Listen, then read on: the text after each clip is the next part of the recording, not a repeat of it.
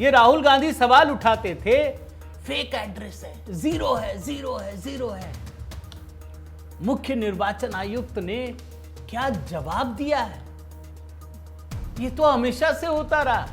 उन्होंने कहा कि अरे भाई, जिस पंचायत ने नंबर नहीं दिया, जो अनधिकृत कॉलोनियां हैं, जिनके पास घर नहीं है, उसमें नंबर मशीन अपने आप जीरो लेता है।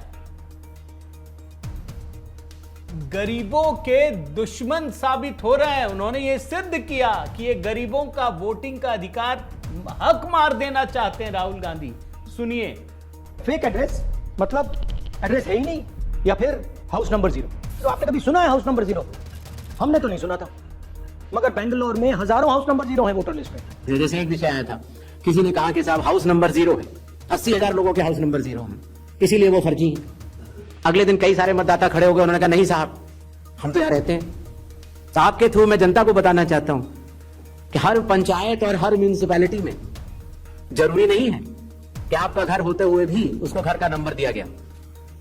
तो चुनाव आयोग जो कि एक एक मतदाता को ढूंढ कर उसका वोट डलवाता है।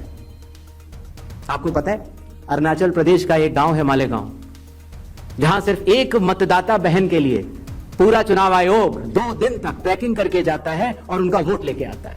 वही चुनाव आयोग जो गिर फॉरेस्ट के पीछे एक महंत है, उनके लिए 1.5 दिन की ट्रैकिंग करने जाता है, पूरा वोट बूथ बनाता है और वोट लेके आता है।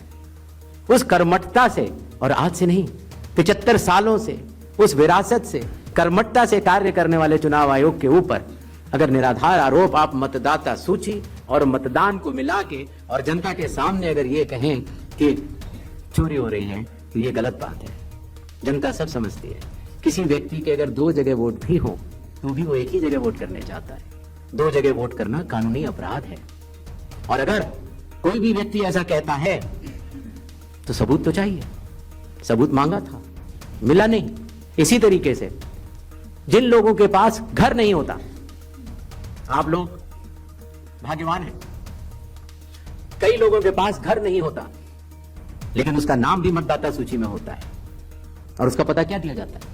उसका पता वो जगह दी जाती है जहां वो व्यक्ति रात को सोने आता है, कई बार सड़क के किनारे, कई बार पुल के नीचे, या कई बार लैंप पोस्ट के किनारे।